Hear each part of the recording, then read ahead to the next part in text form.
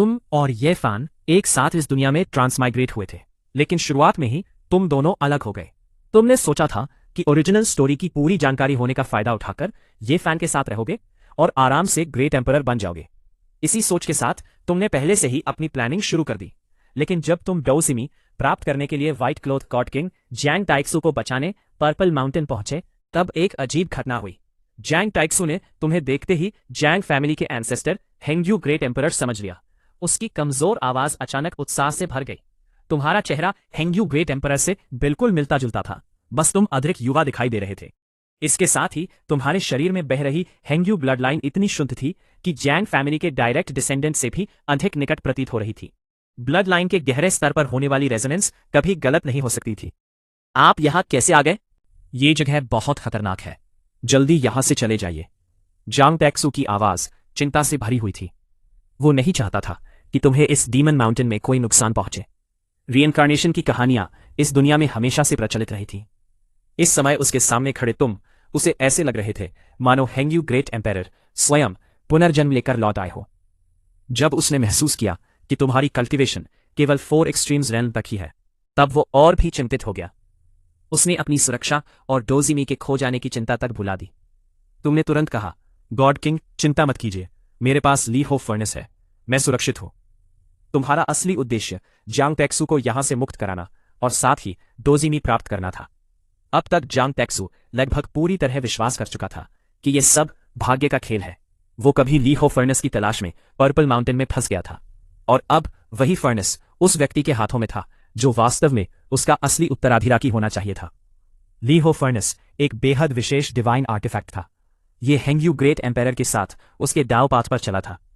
यद्यपि मटीरियल की सीमाओं के कारण यह एक्सट्रीम डाओ एम्पेरर वेपन नहीं बन पाया, फिर भी इसकी शक्ति सामान्य क्वाजी एम्पेरर वेपन से कहीं अधिक थी। साधारण लोगों के हाथों में यह केवल एक ग्रेट सेंट वेपन था, लेकिन हेंग्यू ब्लड लाइन से गहरे जुड़े व्यक्ति इसके भीतर मौजूद एम्पेरर लॉज को सक्रिय कर इसकी पूरी शक्ति प्रकट कर सकते थे। जांग टैक्सू ने भावुक होकर कहा, आप समझ आया, यह वस्तु मूल रूप से आपकी ही थी। उसकी आवाज में भावुकता थी, लेकिन उससे भी अधिक खुशी थी। उसे विश्वास हो गया था कि तुम्हारी उपस्थिति में जांग फैमिली इस युग में पहले से कहीं अधिक समृद्ध होगी। तुम उसे अजीब नजरों से देखने लगे। तुम्हें समझ नहीं आ रहा था कि वो तुम्हारे प्रति इतना सम्मान क्यों दिखा रहा है। भले ही तुम्हारी ब्लड लाइन एंसेस्टर लेवल तक लौट आई हो, लेकिन तुम जांग फैमिली के डायरेक्ट एयर नहीं थे। जांग टाइसू जैसे महान व्यक्ति का इस तरह व्यवहार करना सामान्य बात नहीं थी। तभी जांग टाइसू बोला, मेरे पास मिथिकल 9 हेवनली वेनरेबल्स की सीक्रेट टेक्निक डाउजीमी है। यह आपके लिए बहुत उपयोगी हो सकती है। यह कहकर वो टेक्निक का स्क्रिप्चर प्रदर्शित करने ही वाला था कि तुमने उसे रोक दिया। पहले आपको यहां से बाहर निकालते हैं। तुमने ली होप फर्नेस का ढक्कन थोड़ा खोला। तुरंत उसके भीतर से असीम लाइफ एसेंस निकलकर सुरंग के रास्ते जांग टाइसू तक पहुंचने लगी। उसे ह्यूमन यूएन फ्रूट की शक्ति से अपने शरीर को पुनर्जीवित करने का अवसर मिला। बाहर से ली होप फर्नेस की सहायता और अंदर से मेडिसिन पावर के कारण अब उसके बच निकलने की संभावना कई गुना बढ़ चुकी थी। उसने समय बर्बाद नहीं किया और तुरंत लाइफ एसेंस को अब्सॉर्ब करना शुरू कर दिया। उसका सूखा हुआ शरीर मानो वसंत में जाग उठे किसी सूखे वृक्ष की तरह फिर से जीवंत होने लगा। लगातार लाइफ एनर्जी सुरंग के भीतर जाती रही और बाहर एक विशाल स्पिरिचुअल वॉर्टेक्स बन गया। कुछ समय बाद जब वो वॉर्टेक्स समाप्त हुआ तो जांग टाइसू की स्थिति पहले से कहीं बेहतर हो चुकी थी। उसका शरीर अभी भी दुबला था, लेकिन अब वो मृत्यु के कगार पर खड़ा व्यक्ति नहीं लग रहा था। फिर उसकी गंभीर और आकर्षक आवाज सुनाई दी, कृपया ली होप फर्नेस की शक्ति का उपयोग कर बाहर से मेरी सहायता कीजिए। तुमने सिर हिलाकर सहमति दी और अपनी सारी डिवाइन पावर फर्नेस में प्रवाहित कर दी। अगले ही क्षण ली होप फर्नेस से एम्परर ऑरा फैलने लगी। उसकी हल्की सी प्रेशर भी विशाल क्षेत्रों को ध्वस्त करने के लिए पर्याप्त थी। एम्परर पावर के प्रभाव में सुरंग लगातार ढी होने लगी। जब सुरंग इतनी बड़ी हो गई कि कोई व्यक्ति आसानी से गुजर सके, तब एक तेज प्रकाश की तरह जांग टाइसू बाहर निकल आया। उसे बाहर आते देख तुमने तुरंत डिवाइन पावर का प्रवाह रोक दिया। केवल कुछ ही क्षणों में तुम्हारे शरीर की लगभग सारी शक्ति समाप्त हो चुकी थी। यदि फर्नेस बाहर की ऊर्जा को स्वयं एब्जॉर्ब न कर रहा होता तो स्थिति और भी कठिन हो सकती थी। जांग टाइसू ने हल्का झुककर कहा, मुझे बचाने के लिए आपका बहुत धन्यवाद। तुमने कुछ लाइफ एसेंस एब्जॉर्ब कर अपनी स्थिति संभाली और उसका धन्यवाद स्वीकार कर लिया। आखिर तुम उसके लाइफ सेवर थे। लेकिन तुम्हारे मन में अभी भी एक सवाल था, गॉड किंग, आप मेरे प्रति इतना सम्मान क्यों दिखा रहे हैं? जांग टाइसू ने तुम्हारी ओर देखा। उसकी आंखों में वही श्रद्धा थी जो किसी व्यक्ति को हेंग्यू ग्रेट एम्पेरर को देखकर होती। वो बोला, आपकी ब्लड लाइन के कारण। लेकिन उसने पूरी सच्चाई नहीं बताई। वो लगभग निश्चित था कि तुम हेंग्यू ग्रेट एम्पायर के रीइंकारनेशन हो, परंतु उसकी वर्तमान स्थिति अभी भी इतनी कमजोर थी कि वो अपने अनुमान को पूरी तरह सत्य घोषित करने का साहस नहीं कर सका।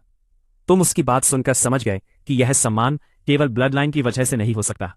आखिर जियांग यीफे की ब्लड लाइन भी एंसेस्टर लेवल तक लौट चुकी थी। प्राचीन खदान की गहराइयों से बाहर निकलने के बाद तुम और जियांग ताइशु बिना एक शब्द बोले दूसरी गुफा की ओर बढ़ने लगे।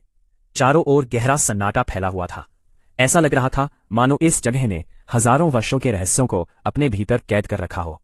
कुछ दूर चलने के बाद एक प्राचीन दिव्य उद्यान तुम्हारी आंखों के सामने प्रकट हुआ। समय मानो यहां रुक गया था। उद्यान के बिल्कुल मध्य में याओची की पवित्र कन्या एक रहस्यमयी मुहर के भीतर शांत अवस्था में खड़ी थी। उसके पास वही भयावह चेहरा पड़ा था जिसे तुमने पहले जेड की दीवार पर देखा था, लेकिन अब उसमें जीवन का कोई चिन्ह नहीं बचा था। ऐसा प्रतीत हो रहा था कि समय ने स्वयं उसके अस्तित्व को निगल लिया हो। जियांग ताइशु कुछ क्षणों तक बिना कुछ कहे उसे देखते रहे। उनकी आंखों में बीते युगों की यादें साफ दिखाई दे रही थी। उन्हें याद था कि याओची की पवित्र कन्या 5वें युआन त्यांशी की खोज में यहां तक पहुंची थी। तुमने उनकी ओर देखते हुए शांत स्वर में कहा, don't worry divine thing, Wanchu पवित्र भूमि से किसी बुरी खबर के आने की सूचना नहीं मिली। इसका मतलब है कि वह पवित्र कन्या आज भी जीवित होगी। ये सुनते ही जियांग ताइशु के चेहरे पर वर्षों बाद पहली बार राहत दिखाई दी। उन्होंने हल्की मुस्कान के साथ कहा, आपने मेरे मन का सबसे बड़ा बोझ हल्का कर दिया। तुमने कुछ नहीं कहा, लेकिन मन ही मन समझ गए कि 4000 वर्षों की कैद केवल शरीर को नहीं बल्कि इंसान के दिल को भी घायल कर देती है। फिर भी अभी भावनाओं में बहने का समय नहीं था। इस पूरी यात्रा का सबसे महत्वपूर्ण लक्ष्य अभी भी तुम्हारे सामने था, सोर्स हेवन बुक। तुम्हें यह पुस्तक स्वयं के लिए नहीं चाहिए थी। तुम्हारे मन में पहले से ही एक योजना तैयार थी। I can trade this book for some mother की रूट, ये फैन विल डेफिनेटली अग्री। यही सोचकर तुम आगे बढ़ते रहे। रास्ते में अचानक एक प्राचीन जीव अंधेरे से बाहर निकला। उसकी आंखों में हत्या की प्यास साफ दिखाई दे रही थी। लेकिन उसके हमला करने से पहले ही जियांग ताइशु ने केवल एक साधारण सा हाथ उठाया। अगले ही पल वो प्राचीन जीव धूल बनकर हवा में बिखर गया। तुमने एक बार फिर महसूस किया कि संत की शक्ति वास्तव में कितनी भयावह होती है। उनकी वर्तमान अवस्था कमजोर होने के बावजूद संत से नीचे का कोई भी व्यक्ति उनका सामना करने योग्य नहीं था। महल के प्रवेश द्वार तक पहुंचते ही तुमने सावधानी से ली हुई भट्ठी वापस रख दी। सामने वूशी सम्राट का मुख्य महल था। यदि यहां किसी भी प्रकार का संघर्ष होता तो आधी सम्राटीय शक्ति भी पर्याप्त नहीं होती। इसलिए हर कदम सोच समझकर उठाना आवश्यक था। जैसे ही तुम दोनों विशाल महल के भीतर पहुंचे, तुम्हारी नजर उस चमकती हुई चांदी जैसी पुस्तक पर पड़ी। वही पुस्तक जिसके लिए अनगिनत स्रोत गुरु अपना पूरा जीवन समर्पित कर चुके थे। तुमने धीरे से उसे अपने हाथों में उठाया। उस क्षण तुम्हारे चेहरे पर संतोष की मुस्कान उभर आई। जिशान की इस कठिन यात्रा का सबसे बड़ा उद्देश्य अब पूरा हो चुका था। जियांग ताइशु भी उत्सुक होकर पुस्तक को देखने लगे। उन्होंने पूछा, is this really the legendary source heaven book? तुमने मुस्कुराते हुए सिर हिलाया और धीरे धीरे उसके पन्ने खोलने लगे। हर पन्ने पर प्राचीन ज्ञान अंकित था। स्वर्ग, पृथ्वी और मनुष्य के संतुलन का सिद्धांत, ड्रैगन नसों का रहस्य, स्रोत खोजने की कला और दिव्य संरचनाओं का गूढ़ ज्ञान, सब कुछ इस एक पुस्तक में समाहित था। जितना अधिक तुम पढ़ते गए उतना ही तुम्हें महसूस होने लगा कि यह केवल एक पुस्तक नहीं बल्कि हजारों वर्षों की बुद्धिमा तत्ता का जीवित खजाना है। कुछ देर बाद तुम दोनों महल के सबसे रहस्यमयी स्थान पर पहुंचे। वहां वूशी सम्राट की विशाल पत्थर की प्रतिमा मौन खड़ी थी। तुम्हें पहले से पता था कि केवल इनेट होली बॉडी वाला व्यक्ति ही इसका वास्तविक रहस्य खोल सकता है। फिर भी मन के किसी कोने में एक छोटी सी उम्मीद बाकी थी। तुम धीरे धीरे प्रतिमा के पास पहुंचे। अचानक तुम्हारे शरीर पर मौजूद दोनों सम्राट चिन्ह रक्त जैसी लाल रोशनी से चमक उठे। पूरा महल उस लाल प्रकाश से भर गया। तुमने पूरी शक्ति लगा दी, लेकिन प्रतिमा अपनी जगह से जरा भी नहीं हिली। कुछ क्षणों तक तुम वहीं खड़े रहे। फिर हल्की मुस्कान के साथ बोले, लुक्स लाइक इट्स इम्पॉसिबल। केवल इनेट होली बॉडी ही इसका रहस्य देख सकता है। निराशा का एक क्षण आया, लेकिन अगले ही पल तुमने स्वयं को संभाल लिया। हर विरासत हर व्यक्ति के लिए नहीं होती। यदि यह शक्ति तुम्हारे भाग्य में नहीं है तो इसका अर्थ यह नहीं कि तुम्हारा मार्ग यही समाप्त हो गया। प्रतिमा के चारों ओर घूमते हुए तुम्हें वूशी सम्राट के गौरवशाली जीवन की झलक महसूस हुई। उनकी माता पश्चिमी सम्राज्ञी थी और उनके भीतर दो महान रक्तरेखाओं का संगम था। यही कारण था कि उनकी प्रतिभा युगों तक अद्वितीय मानी गई। जियांग ताइशु ने गहरी सांस ली। उनके चेहरे पर अफसोस साफ दिखाई दे रहा था। इतनी महान विरासत सामने होने के बावजूद वह उसके रहस्य को नहीं देख सकते थे। तुमने शांत स्वर में कहा, इट्स टाइम टू लीव। इस यात्रा से तुम्हें जितना चाहिए था उससे कहीं अधिक मिल चुका था। अब यहां रुकने का कोई अर्थ नहीं था। उसी समय तुम्हें एक परिचित आभा का एहसास हुआ। किसी ने कुछ क्षण पहले महल के भीतर अपनी उपस्थिति दर्ज कराई थी। तुम समझ गए कि वह बड़ा काला कुत्ता था जो बिना आवाज किए पूरे जिशान में घूम सकता था। तुमने उसकी दिशा में केवल एक नजर डाली और फिर मुस्कुराकर आगे बढ़ गए। इस समय उससे उलझने की कोई आवश्यकता नहीं थी। तुमने सम्राट चिन्ह को पत्थर के बने स्लॉट में रखा। अगले ही पल पूरे महल में तेज कंपन होने लगा। आकाश तक पहुंचती हुई एक विशाल प्रकाश किरण प्रकट हुई। अंतरिक्ष स्वयं दो भागों में बट गया और एक स्थिर स्पेस टनल खुल गया। तुम और जियांग ताइशु बिना देर किए उस सुरंग में प्रवेश कर गए। कुछ ही क्षणों बाद दोनों जिशान के बाहर प्रकट हुए। कई दिनों बाद पहली बार ताजी हवा ने तुम्हारा स्वागत किया। भारी दमनकारी वातावरण अब पूरी तरह समाप्त हो चुका था। जियांग ताइशु ने चारों ओर देखा। 4000 वर्षों की कैद के बाद यह संसार पूरी तरह बदल चुका था। पर्वत वही थे, लेकिन राजवंश बदल चुके थे, लोग बदल चुके थे, इतिहास बदल चुका था। उन्होंने धीरे से कहा, एवरीथिंग हैज चेंज्ड। तुमने उनकी ओर देखते हुए उत्तर दिया, let's leave this place first. अभी यहीं रुकना ठीक नहीं था। यदि जियांग ताइशु अपनी पूरी शक्ति से साधना शुरू कर देते तो उनकी संत आभा जिशान के भीतर सो रहे प्राचीन राजाओं को जगा सकती थी। ऐसा जोखिम लेना बिल्कुल उचित नहीं था। इसलिए तुम दोनों लगातार यात्रा करते रहे। कई लाख ली दूर पहुंचने के बाद ही जियांग ताइशु रुके। उन्होंने तुम्हें डोजी सीक्रेट टेक्निक सिखाई। ये एक ऐसी सर्वोच्च युद्ध कला थी जो किसी भी साधक की लड़ाई की क्षमता को कई गुना बढ़ा सकती थी। तकनीक सौंपने के बाद जियांग ताइशु तुरंत गहरे ध्यान में बैठ गए। उनकी हर सांस के साथ चारों दिशाओं से आध्यात्मिक ऊर्जा समुद्र की लहरों की तरह उमड़ने लगी। आकाश में बादल घूमने लगे और धरती तक उनकी शक्ति की गूंज सुनाई देने लगी।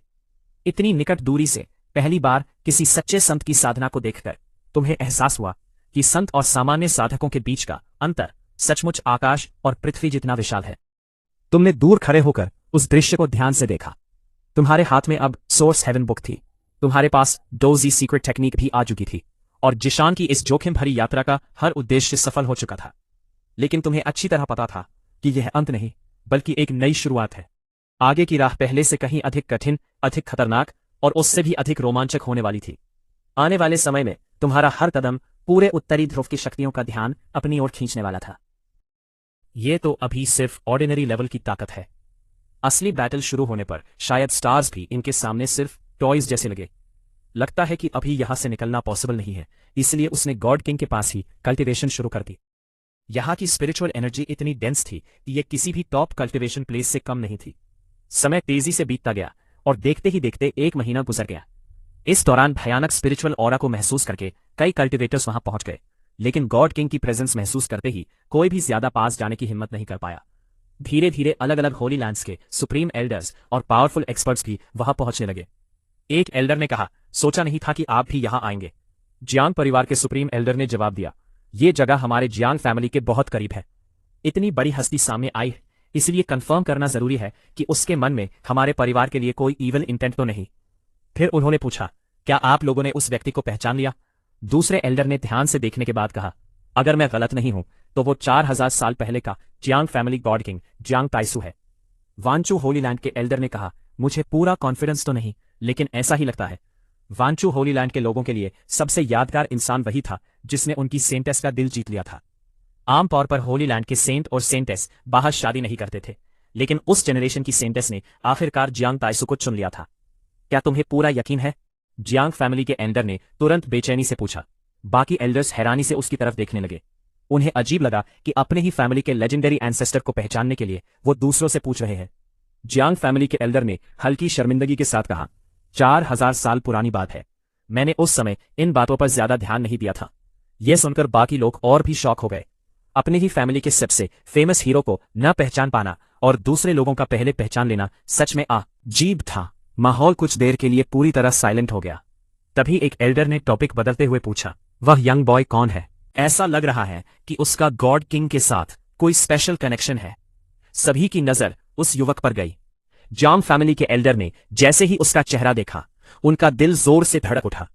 अगर वो जियांग ताइसु को ना भी पहचान पाते, तब भी अपने ग्रेट एम्परर का चेहरा कभी नहीं भूल सकते थे। पहले उन्हें लगा कि शायद उनकी आंखों ने धोखा दिया है, लेकिन दोबारा ध्यान से देखने पर उन्हें पूरा यकीन हो गया। उन्होंने तुरंत अपने पीछे खड़े जांग फैमिली डिसाइपल्स से कहा, अभी तुरंत फैमिली वापस जाओ और ये खबर पहुंचा दो। सभी डिसाइपल्स बिना एक पल गवाए फुल स्पीड से जांग फैमिली की ओर रवाना हो गए। बाकी लोगों को उनकी बात का असली मतलब समझ नहीं आया, लेकिन जांग फैमिली के डिसाइपल्स अच्छी तरह जानते थे कि फैमिली हॉल में लगी एशियंट पेंटिंग का संबंध इसी रहस्य से था। दूसरी होली लैंड्स के एल्डर्स ने भी अपने डिसाइपल्स को तुरंत वापस भेज दिया ताकि वे ये खबर पहुंचा सके कि 4000 साल पहले लापता हुआ जांग ताइसू न सिर्फ जिंदा है बल्कि एशियंट सेंट रेल्म तक पहुंच चुका है। जांग फैमिली के एल्डर ने किसी को नहीं रोका क्योंकि वो जानते थे कि अब ये सीक्रेट छिपाया नहीं जा सकता। उन्हें पूरा विश्वास था कि जैसे ही फैमिली हेड को ग्रेट एम्परर हेंग्यू से जुड़ी ये खबर मिलेगी, वो तुरंत एम्परर वेपन को एक्टिवेट करके यहां पहुंचेंगे। पूरे ईस्टर्न वेस्टलैंड ही नहीं बल्कि पूरे बेडू में कोई भी एम्परर वेपन रखने वाले फैमिली से दुश्मनी मोल नहीं लेना चाहता था। जैसे जैसे स्पिरिचुअल एनर्जी बढ़ती गई, जांग ताइसू की कंडीशन भी लगातार रिकवर होने लगी। व्हाइट रोब में उनका रूप पहले से भी ज्यादा हैंडसम और मजेस्टिक दिखाई देने लगा। ये देखकर तुम्हारे मन का प्रेशर भी थोड़ा कम हो गया। अब उनकी ऑरा 10,000 ली से बढ़कर 1,00,000 ली तक फैल चुकी थी। इस वजह से और भी ज्यादा कल्टिवेटर्स वहां आने लगे। पहले केवल लो लेवल कल्टिवेटर्स आए थे, लेकिन अब इमॉर्टल प्लेटफॉर्म रेल्म के एक्सपर्ट्स भी पहुंचने लगे थे। अगर यही हाल रहा तो जल्द ही उससे भी स्ट्रॉन्ग एक्सपर्ट्स यहां दिखाई देंगे। तुमने दूजीमी टेक्निक में सफलता हासिल कर ली थी और अब तुम्हारी स्ट्रेंथ 8th रेल्म तक पहुंच चुकी थी। ड्रैगन ट्रांसफॉर्मेशन रेल्म के चौथे या 5वें स्तर के कल्टिवेटर से लड़ना अब तुम्हारे लिए बिल्कुल आसान था। यहां तक कि अगर सामने सेंट किंग भी आ जाए तब भी तुम्हें डरने की जरूरत नहीं थी। तुमने मन ही मन सोचा कि पूरे ईस्टर्न वेस्टलैंड में सबसे स्ट्रॉन्ग फाइटर्स शायद तियानशुआन होली लैंड के 2 ग्रेट सेंट्स ही हैं, लेकिन उनके स्वभाव को देखते हुए वे ऐसी दुनिया की बातों में इंटरफेयर नहीं करेंगे। उसी समय एक विशाल नदी के किनारे बसा जियांग फैमिली का एंशिएंट क्लैन दिखाई देता है।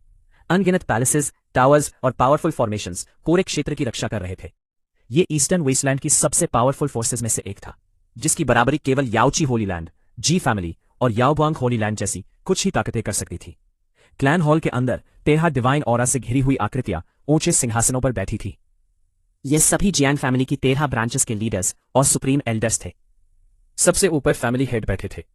उन्होंने गंभीर आवाज में कहा, जियांग ताइसू अभी भी अलाइव है और एंशिएंट सेंट रेल्म तक ब्रेक थ्रू कर चुके हैं। ये सुनते ही पूरा हॉल हिल गया। 8th ब्रांच के एल्डर तुरंत खड़े होकर बोले, क्या कहा? हमारे एंसेस्टर जिंदा है। वे अभी कहाँ है? जैंग टैक्सू 8वीं ब्रांच से ही थे। उनके 4000 साल पहले गायब होने के बाद ये ब्रांच लगातार कमजोर होती चली गई थी। अब ये सुनकर कि उनके लेजेंडरी एंसेस्टर न सिर्फ जिंदा है बल्कि एंशिएंट सेंट बन चुके हैं, उनकी खुशी का कोई ठिकाना नहीं रहा। बाकी सभी ब्रांच एल्डर्स भी उत्साहित होकर फैमिली हेड की तरफ देखने लगे। फैमिली के अंदर चाहे जितने भी इंटरनल कॉन्फ्लिक्ट्स हों, लेकिन जब पूरे क्लैन की ऑनर की बात आती है तब सभी एकजुट हो जाते हैं। एक सेंट का जन्म पूरे जैंग फैमिली के लिए सबसे बड़ी ग्लोरी थी। तभी 5th ब्रांच के एल्डर ने देखा कि फैमिली हेड के चेहरे पर अभी भी सीरियस एक्सप्रेशन था। उन्होंने पूछा, फैमिली हेड, क्या आपको दूसरी बात की चिंता है? आपने अभी कहा था कि 2 इंपॉर्टेंट न्यूज है। दूसरी बात उससे भी ज्यादा महत्वपूर्ण थी। गॉड किंग का जिंदा होना अपने आप में बहुत बड़ी गुड न्यूज थी, लेकिन दूसरी खबर ने सबको सोचने पर मजबूर कर दिया। 8वीं शाखा के एल्डर ने अधीर होकर कहा, आखिर ऐसी कौन सी बात है जो गॉड किंग को वापस लाने से भी ज्यादा जरूरी हो सकती है? उनके लिए इस समय सबसे पहला मिशन सिर्फ एक था, जियांग टैक्सू को सुरक्षित जियांग फैमिली वापस लाना। बाकी शाखाओं के एल्डर्स ने भी उनकी बात का समर्थन किया। सभी का मानना था कि फिलहाल अपने सेंट एंसेस्टर को वापस लाना ही सबसे बड़ा काम है। फैमिली हेड ने सभा में बैठे सभी एल्डर्स की ओर देखा। कुछ पल चुप रहने के बाद उन्होंने गंभीर आवाज में कहा, उन शिष्यों ने एक और खबर भी लाई है। ये मामला इतना बड़ा है कि मैं अकेले फैसला नहीं कर सकता था, इसलिए आप सभी को यहां बुलाया गया है। 8वीं शाखा के एल्डर तुरंत बोले, आखिर दूसरी खबर क्या है? पहले ये बताइए, फिर मुझे ये भी बताइए कि गॉड किंग अभी कहां है। मैं खुद जाकर उनका स्वागत करूंगा। पूरे हॉल में अलग अलग तरह के भाव दिखाई दे रहे थे। हर एल्डर अपने मन में अलग अलग अनुमान लगा रहा था। तभी फैमिली हेड ने गहरी सांस लेकर कहा, ग्रेट एम्परर हेंग्यू के इस दुनिया में लौटने की भी संभावना दिखाई दी है। यह सुनते ही पूरा हॉल एकदम शांत हो गया। अगले ही पल 12 एल्डर्स की पीक ऑरा अनजाने में बाहर फूट पड़ी। इतनी भयानक प्रेशर पूरे हॉल में फैल गई कि हवा तक भारी हो गई। 7th ब्रांच के एल्डर ने अपनी एक्साइटमेंट दबाते हुए पूछा, क्या यह बात कंफर्म है? किसी ने भी इस खबर पर शक नहीं किया। अगर कोई और होता तो शायद कोई विश्वास नहीं करता, लेकिन अगर बात ग्रेट एम्परर हेंग्यू की हो तो जियांग फैमिली के लिए कुछ भी इम्पॉसिबल नहीं था। उनके दिलों में एम्परर हेंग्यू सर्वोच्च अस्तित्व थे। उनकी नज़र में इस दुनिया में ऐसा कोई काम नहीं था जिसे ग्रेट एम्परर पूरा न कर सके। यहां तक कि जो काम अनगिनत वर्षों से किसी ने नहीं किया वह भी एम्परर के लिए असंभव नहीं माना जाता था। धीरे धीरे पूरा हॉल शोर से भर गया। सभी एल्डर्स अपने अपने मन में ग्रेट एम्परर की वापसी की कल्पना करने लगे। कोई यूनिवर्स पर दोबारा राज करने की बात सोच रहा था तो कोई जियांग फैमिली के फिर से सबसे शक्तिशाली बनने की। तभी फर्स्ट ब्रांच के एल्डर्स जोर से बोले, सब लोग शांत हो जाइए। उनकी आवाज सुनते ही पूरा हॉल फिर से शांत हो गया। उन्होंने आगे कहा, मान लो ग्रेट एम्परर सचमुच लौट आए हैं, तब भी उनकी पिछली जिंदगी जैसी कल्टिवेशन अभी नहीं होगी। सबसे जरूरी बात यह है कि हेंग्यू फर्नेस लेकर तुरंत उन्हें सुरक्षित घर वापस लाया जाए। यह सुनते ही सेकेंड ब्रांच के एल्डर अपनी सीट से उछलकर खड़े हो गए और बिना समय गवाए हेंग्यू हॉल की ओर दौड़ पड़े। बाकी सभी एल्डर्स भी तुरंत उनके पीछे निकल गए। इसी बीच यह खबर पूरे ईस्टर्न वेस्टलैंड में आग की तरह फैल चुकी थी। शेंग सिटी की एक इन में कुछ कल्टिवेटर्स धीमी आवाज में चर्चा कर रहे थे। एक ने कहा, सुना तुमने? 4000 साल पहले गायब हुए Jiang family god king north region में दिखाई दिए हैं। दूसरा मुस्कुराकर बोला, सिर्फ इतना ही नहीं, मेरा एक दोस्त होली लैंड में काम करता है। उसने बताया कि गॉड किंग अब एंशिएंट सेंट हेल्म तक पहुंच चुके हैं। तभी पास बैठा एक व्यक्ति बातचीत में शामिल हुआ और बोला, तुम लोगों को क्या लगता है जांगजो का डार्क नाइट किंग भी ईस्टर्न वेस्टलैंड आएगा? एक आदमी ने हैरानी से पूछा, उसका इससे क्या संबंध? वह मुस्कुराया और बोला, तुम्हें शायद नहीं पता, 4000 साल पहले डार्क नाइट किंग का बड़ा भाई जियांग गॉड किंग के हाथों मारा गया था। अब जबकि गॉड किंग एंशिएंट सेंट बन चुके हैं, शायद डार्क नाइट किंग यहां आने की हिम्मत भी न करे। पूरे ईस्टर्न वेस्टलैंड में गॉड किंग की वापसी ने तहलका मचा दिया था। इसी दौरान नॉर्थ रीजन के एक सुनसान पहाड़ी इलाके में अलग ही दृश्य था। कुछ दिन पहले तक जहां कोई नहीं आता था, वहां अब अलग अलग होली लैंड्स और एंशिएंट फैमिलीज के सुप्रीम एल्डर्स जमा हो चुके थे। किसी ने हंसते हुए कहा, सच ही कहा गया है, पहाड़ ऊंचा हो या ना हो, अगर वहां कोई इमॉर्टल हो तो वही पवित्र बन जाता है। गॉड किंग तो बस अपनी चोटों से रिकवर कर रहे हैं, लेकिन उनकी वजह से इतने सारे ओल्ड मॉन्स्टर्स यहां इकट्ठा हो गए हैं। उसी समय तुमने अपनी आंखें खोल दी। तुम्हारे शरीर के अंदर डिवाइन पावर अब कंट्रोल से बाहर होने लगी थी। ब्रेक थ्रू अब रोका नहीं जा सकता था। लेकिन तुम जानते थे कि ये जगह ट्रिब्यूलेशन झेलने के लिए सही नहीं है। तुमने जांग डाइक्सू की ओर देखा। उनकी ऑरा पूरी तरह पीक पर पहुंच चुकी थी। मौत के मुंह से लौटने के इस अनुभव ने उन्हें पहले से भी अधिक शक्तिशाली बना दिया था। अब वो कभी भी सेंट किंग रेल्म में ब्रेक थ्रू कर सकते थे।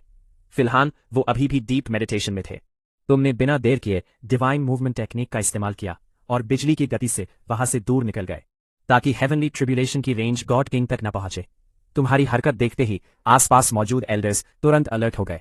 इस समय उनका सबसे बड़ा मिशन तुम्हारी सुरक्षा करना था, जब तक कि जियांग फैमिली की मेन फोर्स और हेंग्यो फर्नेस वहां न पहुंच जाए। बाहर खड़े सभी एक्सपर्ट्स ने तुम्हें तेजी से दूर जाते देखा, लेकिन कोई भी तुम्हें रोकने की हिम्मत नहीं कर पाया। जब तक उन्हें तुम्हारा गॉड किंग से रिश्ता साफ नहीं पता चल जाता, कोई भी उनकी नाराजगी मोल नहीं लेना चाहता था।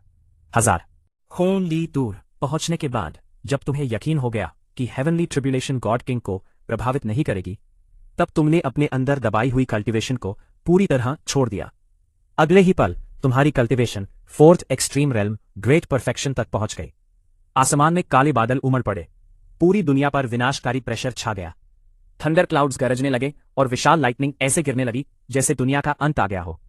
दूर खड़े सभी दर्शकों के चेहरे डर से सफेद पड़ गए। उन्होंने अपने जीवन में 4 एक्सट्रीम रेल्म की ऐसी हेवनली ट्रिब्यूलेशन कभी नहीं देखी थी। यहां तक कि 4 ग्रेट होली लैंड्स के सेंट सन्स और सेंटेसेस को भी इस रेल्म में ऐसी ट्रिब्यूलेशन का सामना नहीं करना पड़ा था। तुमने तुरंत डिवाइन फर्नेस को बाहर निकाला। विशाल फर्नेस बिजली के समुद्र में तैरने लगा। हर लाइटनिंग स्ट्राइक के साथ उसकी चमक और भी बढ़ती जा रही थी। अनगिनत थंडर रून्स उसकी सतह पर खुदने लगे, मानो हेवन एंड अर्थ के लॉज उसी पर लिखे जा रहे हो। बाकी लाइटनिंग सीधे तुम्हारे शरीर पर गिर रही थी। हर प्रहार से लोहे के टकराने जैसी तेज आवाज गूंज उठती। तुम्हारा शरीर एंशिएंट डेसोलेट ऑरा छोड़ रहा था। तुमने ना तो बचने की कोशिश की और ना ही पीछे हटे। तुमने पूरे विश्वास के साथ हेवनली लाइटनिंग को अपने शरीर को टेम्पर करने दिया। दूर खड़े सभी एक्सपर्ट्स यह दृश्य देखकर दंग रह गए।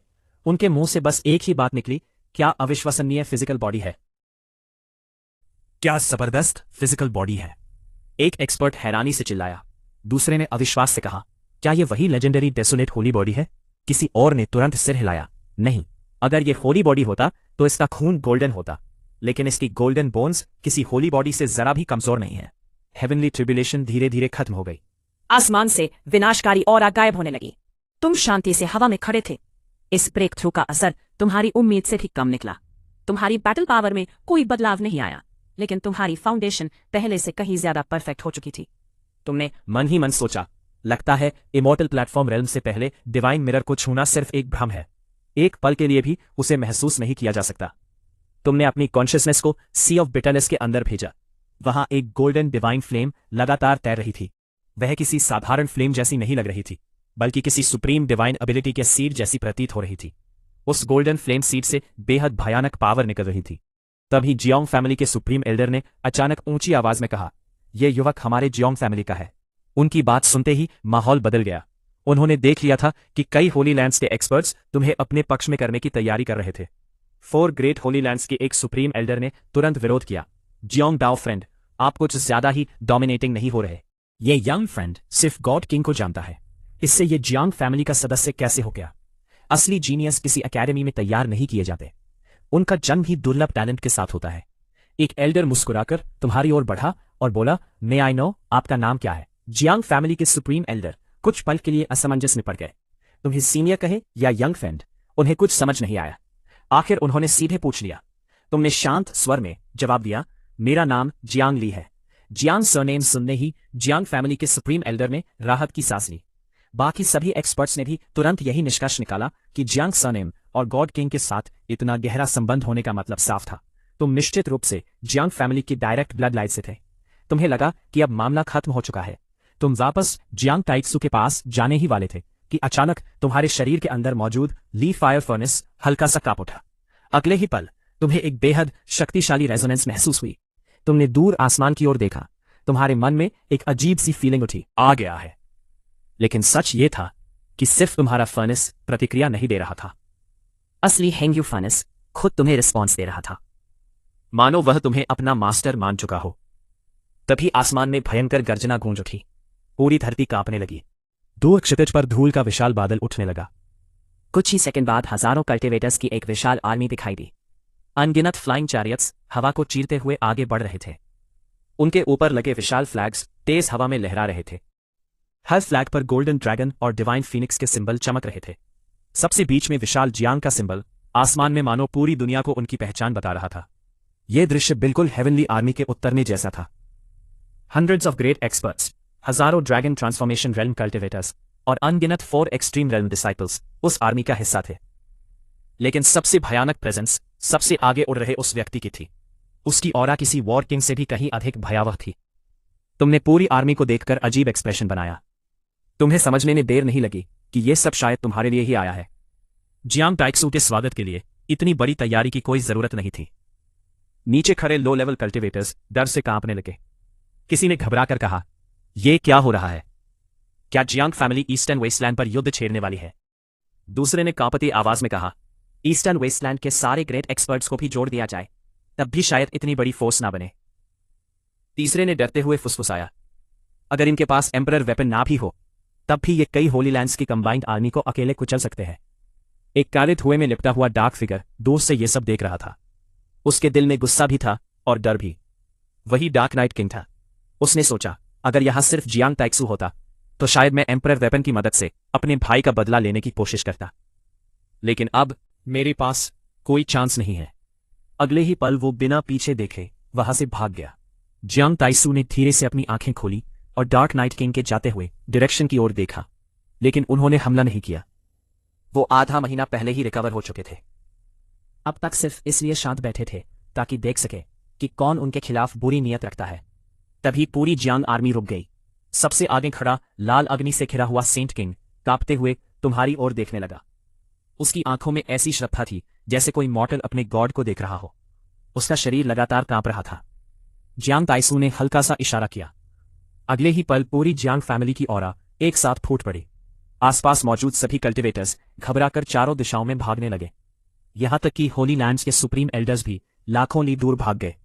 वे जानते थे कि अब यहां रुकना मौत को बुलाने जैसा होगा। कुछ ही पलों बाद पूरी जियांग आर्मी एक साथ सबसे श्रद्धापूर्ण मुद्रा में घुटनों के बल बैठ गई। उनके माथे जमीन से लगे हुए थे, एक्साइटमेंट की वजह से कोई ठीक से बोल भी नहीं पा रहा था। तुम पूरी तरह स्तब्ध रह गए। तुम्हें बिल्कुल उम्मीद नहीं थी कि हालात इस मोड़ तक पहुंच जाएंगे। तुमने जल्दी से कहा, सीनियर, आप ये क्या कर रहे हैं? मैं इतनी बड़ी रिस्पेक्ट के योग्य नहीं हूं। जमीन पर झुके हुए सेंट किंग ने जैसे ही तुम्हारे मुंह से सीनियर शब्द सुना, उसका शरीर और भी जोर से कांपने लगा। कांपती आवाज में उसने कहा, मैं इस योग्य नहीं कि आप मुझे सीनियर कहे। फिर उसने सिर और झुका दिया और पूरी श्रद्धा से बोला, ग्रेट एम्परर, आप आखिरकार वापस लौट आए। ग्रेट एम्परर शब्द गूंजते ही पूरी जियांग फैमिली की आंखों से आंसू बहने लगे। अब किसी के मन में जरा सा भी संदेह नहीं बचा था। पूरी जियांग फैमिली बिना किसी हिचकिचाहट के एक साथ घुटनों पर बैठ गई। हजारों लोगों की आंखों में अटूट श्रद्धा और विश्वास साफ दिखाई दे रहा था। यहां तक कि जियांग ताइशू भी एक घुटने पर झुक गए। उनके लिए ग्रेट एम्परर हेंग्यू सिर्फ एक शासक नहीं, बल्कि लिविंग गॉड थे। ये फेथ और लॉयल्टी उनके खून में बस चुकी थी। तुम पूरी तरह स्तब्ध रह गए। तुम्हारा दिमाग कुछ पल के लिए बिल्कुल ब्लैंक हो गया। तुमने अविश्वास से पूछा, तुमने अभी मुझे क्या कहा? कहीं तुम लोगों से कोई मिस्टेक तो नहीं हो गई? तुम्हें अपने कानों पर यकीन ही नहीं हो रहा था। जियांग फैमिली तुम्हें ग्रेट एम्परर कह रही थी, लेकिन तुम्हें तो साफ याद था कि ग्रेट एम्परर हेंग्यू बाद में अर्थ पर जाकर डिवाइन फार्मर शेन्नोंग बन गए थे। सामने झुके सेंट किंग ने दृढ़ आवाज में कहा, इम्पॉसिबल, हम कभी गलती नहीं कर सकते। हमारी ब्लड लाइन आपकी ही विरासत से चली है। तुमने तुरंत जियांग ताइशू की तरफ देखा और पूछा, अगर ऐसा है तो आपने मुझे पहले क्यों नहीं पहचाना? जियांग ताइशू ने सम्मान से सिर झुकाकर कहा, जब हम पहली बार मिले थे मेरी हालत बेहद खराब थी। मेरी ब्लड लाइन लगभग सूख चुकी थी, इसलिए मैं पहचान नहीं पाया। लेकिन जैसे ही मेरी ब्लड लाइन रिकवर हुई, मुझे तुरंत यकीन हो गया कि ग्रेट एम्परर वापस लौट आए हैं। तुमने सिर हिलाया, लेकिन तुम्हारे चेहरे पर अब भी कंफ्यूजन साफ दिखाई दे रहा था। लेकिन यह कैसे पॉसिबल है? मेरे माता पिता हैं, मेरा अपना जन्म हुआ है, फिर मैं ग्रेट एम्परर कैसे हो सकता हूं? इस दुनिया में रीइंकार्नेशन जैसी कोई चीज नहीं होती। तुम्हें यह सब अब भी बेहद अजीब लग रहा था। सेंट किंग ने दोनों हाथों से हेंग्यू फर्नेस को ऊपर उठाया। विशाल एम्परर वेपन धीरे धीरे जागने लगा। उससे निकलने वाली डिवाइन ऑरा इतनी भयानक थी कि पूरा हॉल कांप उठा। अगले ही पल हेंग्यू फर्नेस खुद उड़कर तुम्हारे सामने आ गया और तुम्हारे चारों ओर धीरे धीरे घूमने लगा। फर्नेस के अंदर से बेहद गहरी खुशी की भावना महसूस हो रही थी, मानो वो अपने असली मास्टर से दोबारा मिल गया हो। तुम चुपचाप हेंग्यू फर्नेस को देखते रहे। अब तुम्हारे अंदर का विश्वास भी डगमगाने लगा। तुम अब पहले की तरह पूरे यकीन से ये नहीं कह पा रहे थे कि तुम्हारा ग्रेट एम्परर हेंग्यू से कोई संबंध नहीं है। तुम्हारे मन में अनगिनत सवाल उठने लगे। आखिर तुमने गहरी सांस ली और सोचा, अभी मेरी स्ट्रेंथ इतनी नहीं कि मैं इस रहस्य की सच्चाई जान सकूं, लेकिन इतना तय है कि मेरा और ग्रेट एम्परर हेंग्यू का कनेक्शन बहुत गहरा है। पूरे हॉल में सन्नाटा छाया हुआ था। जियांग फैमिली का कोई भी सदस्य एक शब्द बोलने की हिम्मत नहीं कर रहा था। उन्हें डर था कि कहीं उनकी आवाज ग्रेट एम्परर के विचारों में बाधा न डाल दे। कुछ देर बाद तुमने शांत स्वर में कहा, सब लोग उठ जाइए। सच कहूं तो मुझे भी नहीं पता कि मैं सच में ग्रेट एम्परर हेंग्यू हूं या नहीं। फिलहाल इसे यही रहने देते हैं। जब मैं भविष्य में और शक्तिशाली बन जाऊंगा, तब इस पूरे रहस्य का सच खुद पता लगा लूंगा। तुम्हारी बात सुनते ही पूरी जियांग फैमिली एक साथ खड़ी हो गई और जोर से बोली, थैंक यू ग्रेट एम्परर। उनकी आवाज आसमान तक गूंज उठी। हर किसी का चेहरा खुशी और गर्व से लाल हो चुका था, जैसे उन्हें हेवन का ब्लेसिंग मिल गया हो। तुमने इन लॉयल फॉलोअर्स को देखकर हल्की सी मुस्कान दी। तभी तुम्हारी नजर हेंग्यू फर्नेस पर गई, जिसके अंदर ली फायर फर्नेस मौजूद था। तुमने ली फायर फर्नेस को बाहर निकालकर हेंग्यू फर्नेस के पास लाया। जैसे ही दोनों फर्नेसेस एक दूसरे के करीब आए, उनका तापमान अचानक बढ़ गया, मानो भीतर एक नई शक्ति का संचार हो रहा हो। तुमने आंखों में विश्वास का एक और छींटा महसूस किया। यह पल तुम्हारे पूरे भविष्य को बदलने वाला था। रे को छुए, वे तुरंत एक होकर मर्ज हो गए। अगले ही पल हेंग्यू फर्नेस पूरी तरह एक्टिवेट हो गया। ली फायर फर्नेस किसी बूस्टर की तरह काम कर रहा था, जिससे दोनों के फ्यूजन के बाद उनकी पावर पहले से कई गुना बढ़ गई। यह देखकर तुमने मन ही मन सोचा, अगर ली फायर फर्नेस में ऐसा इफेक्ट है, तो फिर डिवाइन मेडन फर्नेस में भी शायद यही क्षमता होगी। आखिर वह भी ग्रेट एम्परर के एक पुराने मित्र द्वारा बनाया गया था। कुछ समय बाद तुम हेंग्यू हॉल के अंदर एक विशाल पेंटिंग के सामने खड़े थे। पेंटिंग में बने ग्रेट एम्परर हेंग्यू का चेहरा तुम्हारे चेहरे से बिल्कुल मिलता था। सिर्फ चेहरा ही नहीं, बल्कि उनकी प्रेजेंस और ऑरा भी तुम्हारी जैसी थी। तुमने मन ही मन कहा, अब समझ आया कि जियांग फैमिली मुझे ग्रेट एम्परर क्यों मानती है। अब तो तुम्हें भी अपने पुराने विश्वास पर डाउट होने लगा था। इतनी सारी समानताएं सिर्फ एक कोइंसिडेंस नहीं हो सकती थी। ऐसा लग रहा था जैसे तुम और ग्रेट एम्परर एक ही सोल के दो अलग अलग रूप हो। जियांग फैमिली के अंदर अब पहले जैसी इंटरनल कॉन्फ्लिक्ट लगभग खत्म हो चुकी थी। जो अलग अलग फैक्शंस पहले हमेशा लड़ते रहते थे, वे भी अब एकजुट होकर रहने लगे थे। दूसरी तरफ बाकी होली लैंड्स पूरी तरह कंफ्यूज थीं। किसी को समझ नहीं आ रहा था कि जियांग फैमिली ने अचानक इतनी बड़ी आर्मी क्यों निकाली थी। जियांग टाइसू और फैमिली हेड ने सभी लोगों को स्ट्रिक्ट ऑर्डर दिया कि उस दिन जो कुछ हुआ और तुम्हारी असली आइडेंटिटी के बारे में कोई भी व्यक्ति बाहर एक शब्द भी नहीं बोलेगा। बाहर की दुनिया अभी यही समझ रही थी कि जियांग फैमिली ने कोई साधारण मिलिट्री मूवमेंट किया था। तुम्हें भी अपना अपीयरेंस बदलकर बाहर ट्रेनिंग करने की अनुमति दे दी गई। तुमने मन ही मन राहत की सांस ली। अगर नॉर्थ डिपर पहुंचते ही तुम अपनी असली शक्ल में हर जगह घूमते तो ग्रेट एम्परर हेंग्यू की वापसी की खबर पूरे नॉर्थ डिपर में फैल जाती। तब सिर्फ जियांग फैमिली ही नहीं बल्कि हर वह फोर्स जो अपने एम्परर को वापस लाना चाहती थी तुम्हारे पीछे पड़ जाती। इंसानों की ग्रीड को कभी कम मत आको। वही लोग जो किसी ग्रेट एम्परर की महानता की तारीफ करते हैं, जरूरत पड़ने पर उसी एम्परर के डिसेंडेंट्स को नुकसान पहुंचाने से भी नहीं हिचकिचाते। समय बीतता गया। हेंग्यू हॉल के अंदर हेंग्यू फर्नेस लगातार डिवाइन ऑरा बिखेरते हुए हवा में तैरता रहा। लेकिन अभी ब्रेक थ्रू का सही समय नहीं था। हेंग्यू स्क्रिप्चर की 4 एक्सट्रीम रेल्म पर अंडरस्टैंडिंग दूसरी कल्टीवेशन टेक्निक से आधा लेवल आगे थी। सिर्फ जल्दी जल्दी रेल्म बढ़ाना कभी सही रास्ता नहीं होता। नहीं होता। अगर कोई सिर्फ स्पीड का पीछा करे तो 100 साल के अंदर क्वाजी एम्परर तक भी पहुंच सकता है। लेकिन असली एक्सपर्ट्स कभी ऐसा शॉर्टकट नहीं अपनाते। देखते ही देखते 3 महीने गुजर गए। इन 3 महीनों में तुमने सोर्स हेवन बुक की heaven and earth transformation secret art पूरी तरह मास्टर कर ली। साथ ही एंशिएंट स्टोन से निकले गोल्डन स्टोन एसेंस की मदद से तुमने सोर्स हेवन डिवाइन आइज भी सफलतापूर्वक कल्टिवेट कर ली। तुम्हारी पुरानी सारी फाउंडेशंस अब पूरी तरह स्टेबल हो चुकी थी। आखिर तुमने फैसला किया कि अब बाहर निकलने का समय आ गया है। अपनी नई आइडेंटिटी बनाने के लिए तुमने heaven and earth transformation secret art activate की।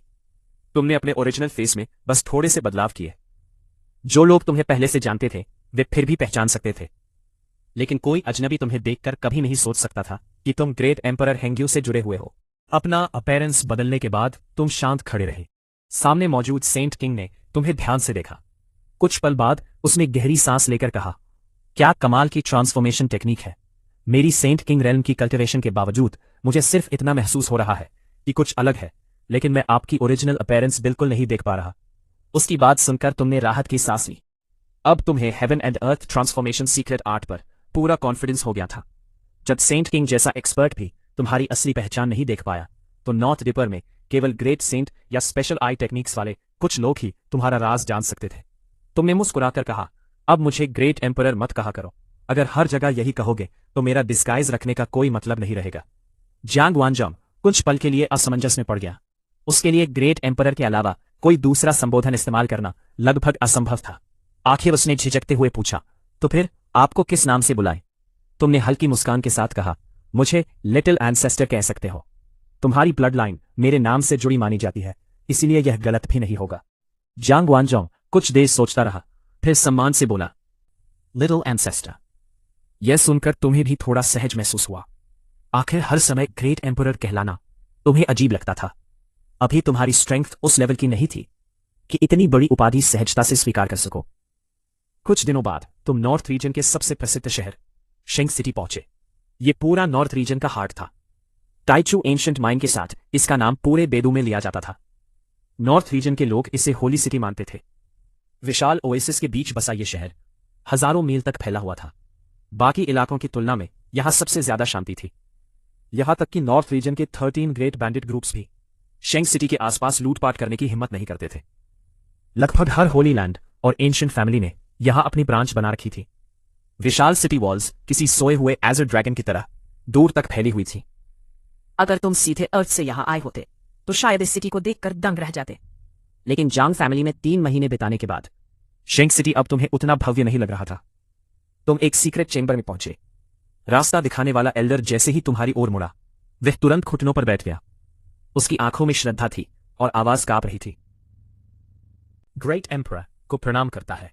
अब तुम ऐसी सिचुएशन के आदी हो चुके थे। तुमने हाथ उठाकर उसे खड़े होने का इशारा किया और सीधे पूछा, हाल ही में बाहर कोई बड़ी घटना हुई है? तुमने मन ही मन हिसाब लगाया। नॉर्थ डिपर आए तुम्हें लगभग 6 महीने हो चुके थे। तुम्हें याद था कि एम्परर टूम की घटना और ये फैन का सफर इसी समय के आसपास शुरू होना चाहिए था, लेकिन एग्जैक्ट डेट याद नहीं थी। जैंग कॉन्ग ने जवाब दिया, हाल ही में कोई बहुत बड़ी खबर नहीं है, बस साउथ रीजन से सूचना आई है कि कुछ समय पहले डेसोलेट फॉरबिडन लैंड से कुछ मॉर्टल्स बाहर निकले हैं। अभी इसकी पुष्टि नहीं हुई है, इसलिए हमने लोग भेजे हैं। तुमने बिना किसी झिझक के कहा, जांच की जरूरत नहीं। खबर बिल्कुल सच है। कुछ समय पहले मैं भी उन्हीं लोगों के साथ फॉरबिडन लैंड से बाहर आया था। दोनों लोग ये सुनकर शॉक हो गए। उनके लिए लाइफ रिस्ट्रिक्टेड जोन से जीवित लौटना लगभग इम्पॉसिबल था। उनके मन में एक पल के लिए यह सवाल आया कि कहीं great emperor dark forbidden supreme तो नहीं बन गए। तुमने उनकी चिंता समझ ली और समझाते हुए कहा, मैं अर्थ से स्टारी स्काई पार करके आया हूं। हम 9 ड्रैगन्स पुलिंग द कॉफिन में सवार थे जो सीधे डेसोलेट फॉरबिडन लैंड में उतरा। दोनों के मन में तुरंत दर्जनों सवाल उठ गए, लेकिन तुमने हाथ उठाकर उन्हें रोक दिया। इस कहानी को समझाने में बहुत समय लगेगा, बाद में आराम से बताऊंगा। जैंग युआनजोंग तुरंत सम्मान से बोला, लिटिल एंसेस्टर, आपको हमें कुछ साबित करने की जरूरत नहीं है। यह कहकर दोनों फिर से घुटनों पर बैठ गए। जैंग फैमिली के लिए हेंग्यू ग्रेट एम्परर सर्वोच्च थे। उनके लिए सवाल पूछने से ज्यादा महत्वपूर्ण उनका आदेश मानना था। उस पल तुम्हें पहली बार ग्रेट एम्परर की अकेलेपन वाली जिंदगी का एहसास हुआ। जब तुम्हारे अपने समय के सभी लोग चले जाते हैं, तब पीछे सिर्फ ऐसे डिसेंडेंट्स बचते हैं जो तुम्हें इंसान नहीं बल्कि गॉड की तरह पूछते हैं। तुमने हल्की उदासी के साथ कहा, बार बार घुटनों पर मत बैठा करो। चाहे तुम मुझे हेंग्यू ग्रेट एम्परर मानते हो, लेकिन अभी मेरे पास वो स्ट्रेंथ नहीं है जो पूरे संसार को दबा सके। तुम्हारी बात सुनकर दोनों ने सिर और भी नीचे झुका लिया। उनके माथे जमीन से लग गए। तुमने बेबस होकर सिर हिलाया। ठीक है, अब 2 दिन आराम करो, उसके बाद मैं टाइचू एंशिएंट माइन जाने वाला हूं। दोनों कुछ कहना चाहते थे, लेकिन तुम्हारे चेहरे का फैसला देखकर चुप रह गए। बाहर निकलने के बाद जैंग कॉन्ग चिंता से बोला, लिटिल एंसेस्टर अभी टाइचू एंशिएंट माइन जाना चाहते हैं। क्या ये बहुत जल्दी नहीं है? ग्रेट एम्परर हेंग्यू और टाइचू एंशिएंट माइन के बीच तो हमेशा दुश्मनी रही है। एम्परर ने हेंग्यू फर्नेस बनाने के समय रिस्ट्रिक्टेड जोन सुप्रीम से युद्ध करके कई दुश्मनों को मार गिराया था। जैंग युआनजोंग ने शांत स्वर में कहा, चिंता मत करो। नहीं, लिटिल एंसेस्टर जो भी फैसला लेते हैं उसके पीछे जरूर कोई रीजन होता है। हमें सिर्फ उनका साथ देना है। दोनों ने एक रात आराम किया और अगली सुबह टेचू एंशिएंट माइन की ओर निकल पड़े। दूर से ही एंशिएंट माइन का दृश्य किसी नाइटमेयर जैसा लग रहा था। कभी पूरा इलाका गहरे अंधकार में डूब जाता, जहां सूरज की रोशनी तक गायब हो जाती। अगले ही पल फिर सब कुछ सामान्य हो जाता। पूरा क्षेत्र ऐसे सांस ले रहा था जैसे कोई विशाल जीव जीवित हो। जियांग फैमिली के एंशिएंट रिकॉर्ड्स के अनुसार ये सब माइन के अंदर मौजूद डिवाइन सोर्स के स्वयं हेवन एंड अर्थ एनर्जी को एब्जॉर्ब करने की वजह से होता था। थोड़ी देर रुककर जियांग युआनजोंग ने कहा, आगे मल्टी डे रिज शुरू होगा। यहां से सावधानी जरूरी है। आम लोग जिस लाइफ रेस्ट्रिक्टेड जोन के पास आने से भी डरते थे, जियांग फैमिली के पास उसका डिटेल्ड मैप मौजूद था। आखिर ये वही जगह थी जहां कभी ग्रेट एम्परर हेंग्यू ने अपने एम्परर वेपन के लिए दुर्लभ डिवाइन मटेरियल्स हासिल किए थे। तुम दोनों उसी एंशिएंट मैप के अनुसार आगे बढ़े और जानबूझकर वही रास्ता चुना जहां एंशिएंट क्रिएचर्स के मिलने की संभावना सबसे कम थी। तुम और जियांग युआनजोंग पूरे रास्ते बेहद सावधानी से आगे बढ़ते रहे। टाइचू एंशिएंट माइन के अंदर एक छोटी सी गलती भी जानलेवा साबित हो सकती थी, इसलिए तुम दोनों ने एक पल के लिए भी अपनी गार्ड डाउन नहीं की। एक दिन की यात्रा के बाद तुम एक रहस्यमयी जगह पर पहुंचे। तुम्हारे सामने जमीन पर फैली हुई ब्लड रेड घाटी किसी विशाल लाल चांद जैसी दिखाई दे रही थी। यही था क्रिम्सन मून केव, रेड मून केव। यह दृश्य देखते ही तुम समझ गए कि इस सफर की मंजिल अब बहुत दूर नहीं है। क्रिम्सन मून केव और मल्टी सन रिज एक दूसरे के विपरीत शक्तियों वाले स्थान थे। जब तुम यहां तक पहुंच चुके थे तो टारगेट भी बिल्कुल पास था। तुम दोनों क्रिम्सन मून केव को पार करके कुछ दूर आगे बढ़े। थोड़ी देर बाद तुम्हें एक डूबता हुआ ब्लैक सन पहाड़ों के नीचे दिखाई दिया। यही था मल्टी सन रिज। यह अत्यधिक यांग एनर्जी से भरी हुई पवित्र भूमि थी, जिसकी अग्नि पूरी सृष्टि को भी जला सकती थी। जियांग युआनजोंग गहरी सांस लेते हुए बोला, यही वो जगह है जहां ग्रेट एम्परर हेंग्यू ने हेंग्यू फर्नेस को फॉर्ज किया था। उसकी आवाज में सम्मान साफ झलक रहा था। उसने आगे कहा, उस समय ग्रेट एम्परर ने इस पूरे क्षेत्र की यांग एनर्जी को अपने फर्नेस में समाहित कर लिया था। तुम दोनों आगे बढ़ते हुए एक टूटे फूटे एंशिएंट रुइंस के सामने पहुंचे। हैरानी की बात यह थी कि पूरे रास्ते तुम्हारा सामना किसी भी एंशिएंट क्रिएचर से नहीं हुआ। रुइंस पार करते ही सामने का दृश्य बिल्कुल बदल गया। जमीन के ऊपर कुछ 100 मीटर चौड़ा एक धुंधला ब्लैक सन हवा में तैर रहा था। वो क्रिम्सन मून केव से काफी छोटा था, लेकिन उसकी ऑरा कहीं ज्यादा रहस्यमयी थी। तुमने मन ही मन सोचा, 10,000 साल बीत जाने के बाद भी इस जगह की यांग एनर्जी अब तक पूरी तरह रिकवर नहीं हुई। तभी जियांग युआनजोंग की नजर दूर खड़ी एक प्राचीन इमारत पर पड़ी। विशाल पत्थरों से बनी उस बिल्डिंग के एंट्रेंस पर 2 बड़े अक्षर खुदे हुए थे। जियांग युआनजोंग धीमे स्वर में बोला, यही ग्रेट एम्परर की वेपन फॉर्जिंग ग्राउंड है।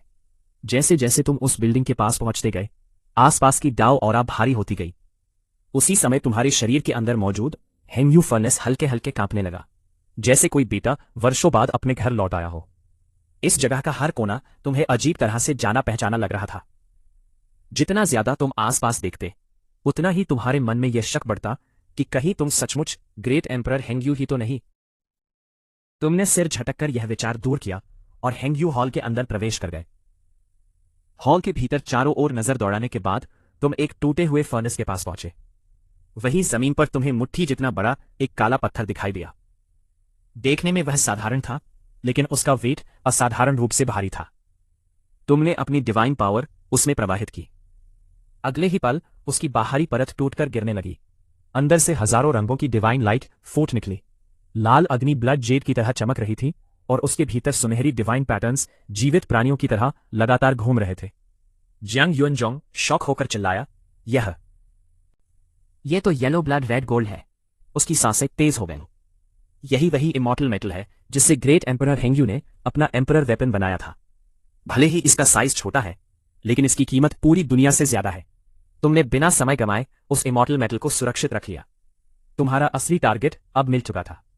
तुमने शांत स्वर में कहा, चलो अब वापस चलते हैं। टाइचू एंशिएंट माइन में ज्यादा देर रुकना ठीक नहीं। जियांग युआनजोंग ने सिर हिलाया। उसके लिए यह पूरी तरह स्वाभाविक था। आखिर ये ग्रेट एम्परर की ही फॉर्जिंग ग्राउंड थी। यहां मिला येलो ब्लड रेड गोल्ड भी मूल रूप से उन्हीं का था। तुम दोनों उसी रास्ते वापस लौटे और कुछ समय बाद सुरक्षित शेंग सिटी पहुंच गए। जियांग फैमिली के सीक्रेट चेंबर में बैठकर तुम उस येलो ब्लड रेड गोल्ड को ध्यान से देखने लगे। तुम्हारे मन में एक सवाल बार बार उठ रहा था, इसका इस्तेमाल कैसे करो? अगर पहले की बात होती तो तुम बिना सोचे इससे अपना डिवाइन फर्नेस बनाते, लेकिन अब हालात बदल चुके थे। अगर तुम सचमुच ग्रेट एम्परर हेंगयू के रिबर्थ थे, तो हेंगयू फर्नेस ही तुम्हारा सबसे उपयुक्त एम्परर वेपन था। भविष्य में चाहे तुम 9 इमॉर्टल मेटल्स को मिलाकर अल्टीमेट वेपन बनाने का रास्ता चुनो, फिर भी नया फर्नेस बनाना शायद सही फैसला नहीं होगा। तभी तुम्हारी नजर हेंगयू फर्नेस पर गई। उसके ऊपर मौजूद येलो ब्लड रेड गोल्ड धीरे धीरे बदल रहा था। उसके भीतर की डिवाइन पैटर्न्स पहले से कहीं ज्यादा जीवंत होती जा रही थी। तुम्हारे अपने फर्नेस पर भी हल्का सा असर दिखाई दे रहा था, लेकिन हेंगयू फर्नेस की ग्रोथ उससे कई गुना तेज थी।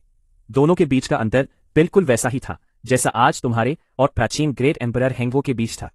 तुमने धीरे से कहा, लगता है येलो ब्लड रेड गोल्ड की इमॉर्टल एसेंस जागने लगी है। तुम्हें महसूस हुआ कि इस मेटल का असली रहस्य शायद निर्वाणा रिबर्थ से जुड़ा हुआ है। यही कारण था कि तुम्हारा शक और गहरा होता जा रहा था कि तुम्हारा ग्रेट एम्परर हेंगयू से कोई गहरा कनेक्शन जरूर है। आखिर हेंगयू फर्नेस को भी तो इस मेटल से बनाया गया था। अगले ही पल तुम्हारी सी ऑफ बिटरनेस में मौजूद डिवाइन फ्लेम अपने आप बाहर निकल आई। पूरे सीक्रेट चेंबर का तापमान अचानक कई गुना बढ़ गया। मजबूत पत्थरों से बनी दीवारों में भी दरारें पड़ने लगीं। अगर यह साधारण कमरा होता तो अब तक राख बन चुका होता। तुमने येलो ब्लड रेड गोल्ड को डिवाइन फ्लेम के अंदर रखा, फिर बड़ी मात्रा में सोर्स स्टोन्स निकालकर अपनी डिवाइन पावर से फ्लेम का टेम्परेचर लगातार बढ़ाने लगे।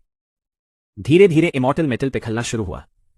उसी समय हॉल के बाहर जियांग कॉन्ग उत्सुकता से जियांग युआनजोंग से पूछ रहा था, लिटिल एंसेस्टर, जिस चीज के लिए इतनी बड़ी रिस्क लेकर टाइचू एंशिएंट माइन गए थे, क्या वह मिल गई? जियांग युआनजोंग ने शांत चेहरे के साथ जवाब दिया, हाँ, मिल गई। वह सिर्फ वही चीज वापस लेकर आए हैं जो शुरू से उनकी अपनी थी। उसके लिए यह सामान्य बात थी, लेकिन जियांग कॉन्ग का दिल जोरों से धड़कने लगा। आखिर वह येलो ब्लड रेड गोल्ड था, वह लेजेंडरी इमॉर्टल मेटल जिसका सपना जियांग फैमिली का हर सदस्य देखता था। देखते ही देखते 1 महीना गुजर गया। इस पूरे महीने तुम लगातार डिवाइन फ्लेम को नियंत्रित करते रहे। आखिरकार येलो ब्लड रेड गोल्ड पूरी तरह पिघलने लगा। तुम्हारा सिल्वर रेड डिवाइन फर्नेस आग के बीच तैर रहा था। पिघला हुआ येलो ब्लड रेड गोल्ड धीरे धीरे फर्नेस में समाने लगा। उसका गोल्डन हिस्सा लगातार फैलता गया और जल्द ही पूरे फर्नेस के लगभग आधे हिस्से को ढक लिया। उसके ऊपर डिवाइन गोल्डन पैटर्न्स उभरने लगे, जबकि पहले से मौजूद ग्रेट लुओ सिल्वर मेटल धीरे धीरे बाहर धकेला जाने लगा। तुम्हारा डिवाइन फर्नेस अब पहले जैसा बिल्कुल नहीं रहा था। उसकी ऑरा हर पल और भी शक्तिशाली होती जा रही थी। येलो ब्लड रेड गोल्ड के पिघलने के बाद उसकी डिवाइन गोल्डन ऑरा पूरे सीक्रेट चैम्बर में फैल गई। सुनहरी डिवाइन ऐश धीरे धीरे हवा में गिर रही थी, जिससे पूरा कमरा किसी ड्रीम वर्ल्ड जैसा दिखाई दे रहा था। शुरुआत में तुम्हें लगा था कि तुम्हारी सबसे बड़ी किस्मत सिर्फ जैंग फैमिली की ब्लड लाइन से जुड़ जाना है, लेकिन अब जैंग फैमिली तुम्हें ग्रेट एम्परर मान चुकी थी। हेंगयू फर्नेस तुम्हारे नियंत्रण में था और ऐसा लग रहा था जैसे तुमने एक ही कदम में आसमान छू लिया हो। तुमने हेंगयू फर्नेस और ली फायर फर्नेस दोनों को वापस अपने सी ऑफ बिटरनेस में रख दिया ताकि वे साथ साथ ग्रो करते रहें। जैंग फैमिली के ट्रेजर वॉल्ट को देखने के बाद अब ग्रेट लुओ सिल्वर मेटल जैसी चीजें तुम्हें खास मूल्यवान नहीं लगती थी। तुमने बचा हुआ सिल्वर मेटल एक तरफ रख दिया और आदेश दिया कि उसे फैमिली ट्रेजरी में जमा कर दिया जाए। इसके बाद तुमने अपनी डिवाइन पावर चलाकर हेंग्यू स्क्रिप्चर फॉर एक्सट्रीम चैप्टर की कल्टिवेशन शुरू कर दी। तुम्हें महसूस हुआ कि शरीर के भीतर अनगिनत अदृश्य गेट्स छिपे हुए हैं। हर गेट के पीछे असीम पोटेंशियल बंद था और कल्टिवेशन का असली अर्थ उन गेट्स को एक एक करके खोलना था। लेकिन जितना गहराई से तुम हेंग्यू स्क्रिप्चर को समझते गए उतना ही तुम्हारा मन उलझता गया। तुमने सोचा ग्रेट एम्परर हेंग्यू भी इन मिस्ट्रीज को महसूस करते होंगे, लेकिन उन्होंने भी शायद इस रास्ते को पूरी तरह एक्सप्लोर नहीं किया। अचानक तुम्हारे मन में एक अजीब विचार आया। लगता है अब सबूत लगभग साफ हो चुके हैं। क्या मैं सचमुच हेंग्यू ग्रेट एम्परर हूं? फिर अगला सवाल और भी कठिन था। अगर मैं वही हूं तो फिर अर्थ पर शेनोंग कौन बने और मेरी ओरिजिनल सोल कहां गई? हेंग्यू ग्रेट एम्परर 4 एक्सट्रीम रेल्म के सर्वोच्च मास्टर थे। इस रेल्म में उनसे आगे निकलना लगभग इम्पॉसिबल था जब तक कोई इंसान खुद अपने पुराने रिकॉर्ड को पार ना करे। तुमने फिर सोचा शायद मैं सिर्फ एक ट्रांसमाइग्रेटर हूं। लेकिन अगर ऐसा है तो मेरी साधारण सोल इतनी शक्तिशाली बॉडी को कैसे कंट्रोल कर सकती है? अगले ही पल तुमने सिर हिलाया। नहीं, कुछ तो मिसिंग है। शायद मैं जरूरत से ज्यादा सोच रहा हूं। तुमने गहरी सांस ली और फैसला किया कि फिलहाल इन अनसुलझे सवालों को यही छोड़ देना बेहतर होगा। जब मेरी कल्टिवेशन पर्याप्त हो जाएगी तब मैं अर्थ वापस जाऊंगा। उस दिन हर मिस्ट्री अपने आप क्लियर हो जाएगी। फिलहाल तुमने मन ही मन तय किया कि जब तक सच सामने नहीं आता तब तक खुद को हेंग्यू ग्रेट एम्परर मानकर आगे बढ़ना ही सबसे आसान रास्ता है। तभी तुम्हें याद आया कि अब तुम्हारे पास सोर्स हेवन बुक है। अगर स्टोन गैम्बलिंग नहीं की तो इतनी महान इनहेरिटेंस का क्या फायदा? तुम जांग युआनजोंग को साथ लेकर होली सिटी के सबसे प्रसिद्ध स्टोन वर्कशॉप पहुंच गए। अंदर जाते ही तुमने सीधे उस सोर्स स्टोन को चुना जिसमें dragon pattern black gold sword छिपी हुई थी। जैसे ही तुमने स्टोन कट कराया उसके अंदर से legendary dragon pattern black gold बाहर निकल आया। वहां मौजूद एक ग्रेट एक्सपर्ट उसे देखकर लालच में आ गया, लेकिन जांग युआनजोंग ने सिर्फ अपनी ऑरा का एक हल्का सा हिस्सा छोड़ा और वो एक्सपर्ट डरकर तुरंत भाग गया। कुछ ही घंटों में ये खबर पूरे होली सिटी में फैल गई। 9 इमॉर्टल मेटल्स में से एक dragon pattern black gold holy city में मिलने की खबर सुनते ही हर फोर्स पागल हो उठी। लोग आपस में कहने लगे कि जिस व्यक्ति ने ये मेटल निकाला है उसके साथ ऐसा प्रोटेक्टर है कि ग्रेट एक्सपर्ट्स भी उसके सामने टिक नहीं पाए। इसके बाद तुमने होली सिटी के लगभग सभी बड़े स्टोन वर्कशॉप्स का चक्कर लगाया। जी फैमिली और याओबुआंग होली लैंड के वर्कशॉप से तुमने divine source, rare divine source, Qilin immortal medicine seed और ह्यूमनॉइड इमोर्टल मेडिसिन रूट जैसे अनमोल खजाने निकाल लिए। उसके बाद तुमने खुद ही रुकने का फैसला किया। आखिर जांग फैमिली को सामान्य डिवाइन सोर्सेज की कोई कमी नहीं थी। इस सफर में dragon pattern black gold sword और इमॉर्टल मेडिसिन सीड्स ही सबसे बड़ी कमाई थे। बाकी डिवाइन सोर्सेज की कीमत भी लाखों जिन प्योर सोर्स के बराबर थी। तुम मन ही मन मुस्कुराए। सोर्स हेवन मास्टर सचमुच कमाल के लोग थे। तुमने सारी दुर्लभ वस्तुएं जांग फैमिली के लोगों को सौंप दी और उन्हें फैमिली ट्रेजरी में सुरक्षित रखने का आदेश दिया। इसके बाद तुमने साउथ रीजन जाने का फैसला किया। किंग एम्परर टूम्ब खुलने का समय अब बहुत करीब था। इस बार तुमने जांग युआनजोंग को साथ ले जाने से मना कर दिया। तुमने सिर्फ इतना कहा, ग्रेट एम्परर की यात्रा अकेले ही बेहतर होगी। यह सुनते ही जांग युआनजोंग बिना एक शब्द कहे सम्मान से पीछे हट गया। आखिर तुम्हारे पास हेंग्यू फर्नेस था, इसलिए तुम्हारी सुरक्षा की चिंता करने की जरूरत नहीं थी। येलो ब्लड रेड गोल्ड की इमॉर्टल एसेंस जागने के बाद हेंग्यू फर्नेस की स्थिति और भी रहस्यमयी हो गई थी। अधिकतर समय वो डोरमेंट रहता, लेकिन जरूरत पड़ते ही तुरंत जाग जाता। ऐसा महसूस हो रहा था कि वह धीरे धीरे इमॉर्टल आर्टिफैक्ट की दिशा में इवॉल्व कर रहा है। हालांकि यह प्रक्रिया बेहद धीमी थी और बिना किसी बाहरी मदद के पूरी होने में बहुत लंबा समय लग सकता था। साउथ रीजन पहुंचने पर तुम जियांग फैमिली के स्थानीय हेडक्वार्टर्स गए। जैसे ही तुम अंदर दाखिल हुए वहां मौजूद एक ग्रेट एक्सपर्ट तुरंत घुटनों पर बैठ गया। उसकी आंखों में श्रद्धा साफ दिखाई दे रही थी। वह उस दिन तुम्हारे स्वागत में नहीं आ पाया था, लेकिन ग्रेट एम्परर हेंग्यू की वापसी की खबर वह पहले ही सुन चुका था। उसने अपनी मेमोरी की रक्षा के लिए खुद पर सील तक लगा लिया था ताकि कोई सोल सर्च करके ये सीक्रेट ना जान सके। तुमने मुस्कुराकर कहा, उठो, अब तुम इस सम्मान के आदी हो चुके थे। जब से तुमने खुद को हेंग्यू ग्रेट एम्परर मानना स्वीकार किया था तब से ऐसी रिस्पेक्ट तुम्हें असहज नहीं लगती थी। आखिर तुम भी नहीं चाहते थे कि जियांग फैमिली के लोग हर समय घुटनों पर ही बैठे रहे। ग्रेट एक्सपर्ट खुशी से खड़ा हुआ, लेकिन उसके चेहरे की एक्साइटमेंट कम होने के बजाय और बढ़ गई। तुमने पूछा, साउथ रीजन में हाल ही में कोई बड़ी खबर? उसने जवाब दिया, कोई खास घटना नहीं हुई, बस जी फैमिली के डिवाइन किंग फिजिक वाले जी हाओ यू ने मून सिटी में टाइशवान सेक्ट के हुआ युनफे को डुएल में हरा दिया है। ये सुनकर तुम्हारे चेहरे पर हल्की मुस्कान आ गई। तुम समझ गए कि किंग एम्परर टॉम्ब खुलने का समय अब सचमुच बहुत पास है। किंग एम्परर टॉम्ब के सबसे बड़े खजाने किंग एम्परर वेपन पर तुम्हारी नजर नहीं थी। ग्रीन ब्रॉन्ज फ्रैगमेंट भी तुम्हारे लिए बहुत जरूरी नहीं था, लेकिन वह इमॉर्टल कॉल्ड्रन का फ्रैगमेंट था। अगर भविष्य में उसके बाकी हिस्से मिल गए तो पूरा इमॉर्टल कॉल्ड्रन फिर से बनाया जा सकता था, जिसकी शक्ति एम्परर वेपन्स का सामना करने में सक्षम होगी। तुम्हारा मूड इस समय बेहद अच्छा था। तुम्हारे हाथ में धीरे धीरे इमॉर्टल आर्टिफैक्ट में बदलता हुआ हेंग्यू फर्नेस था और तुम्हारे पीछे पूरी जियांग फैमिली खड़ी थी। अब तुम्हारे पास इस दुनिया के सबसे बड़े अवसरों के लिए तैयार होने की पूरी ताकत थी। यह शुरुआत किसी हेवन लेवल लकी ड्रॉ से कम नहीं थी। इतनी शानदार शुरुआत के बाद ऐसा लग रहा था कि यह गेम शुरू होने से पहले ही जीत ली गई हो। लिंक्शु केव हेवन के भीतर यह फैन अपनी स्टोन चेंबर में शांत बैठा कल्टिवेशन कर रहा था। उसके सेक्रेट बॉडी का सी ऑफ बिटरनेस पवित्र सुनहरी रोशनी से चमक रहा था। गोल्डन सी में ऊंची ऊंची लहरें उठ रही थी, मानो ड्रैगन टाइड उमड़ रही हो। उसके ऊपर आसमान में लगातार लाइटनिंग चमक रही थी और पूरा दृश्य किसी डिवाइन विजन जैसा लग रहा था। तुम स्टोन हाउस के बाहर खड़े अपनी सोर्स हेवन डिवाइन आईज से ये फैन की कल्टिवेशन को ध्यान से देख रहे थे। तुम्हें मानना पड़ा कि सेक्रेट बॉडी सचमुच बेहद ओवर पावर्ड फिजिक थी। कल्टिवेशन शुरू किए अभी ज्यादा समय भी नहीं हुआ था, लेकिन उसके सी ऑफ बिटरनेस में इतनी भव्य विजन बनने लगी थी। अब समझ आया कि ग्रेट कंप्लीशन सेक्रेट बॉडी आखिर क्यों ग्रेट एम्परर के बराबर खड़ी हो सकती है। उसकी पोटेंशियल सचमुच हेवन डिफाइंड थी।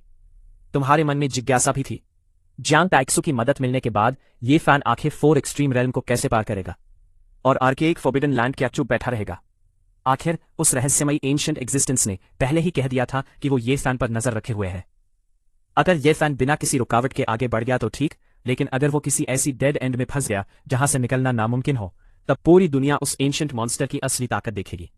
तभी स्टोन हाउस का दरवाजा खुला और पैंग बो बाहर निकल आया। तुम्हें देखते ही वो सोच से बोला, अरे जियांग ब्रदर, तुम यहां कब आए? उसकी आवाज सुनकर ये फैन भी अपनी कल्टिवेशन रोककर बाहर आ गया। इस दौरान तुमने दोनों को डिवाइन एसेंस देकर उनकी उम्र फिर से लगभग 16-17 साल जैसी बना दी थी।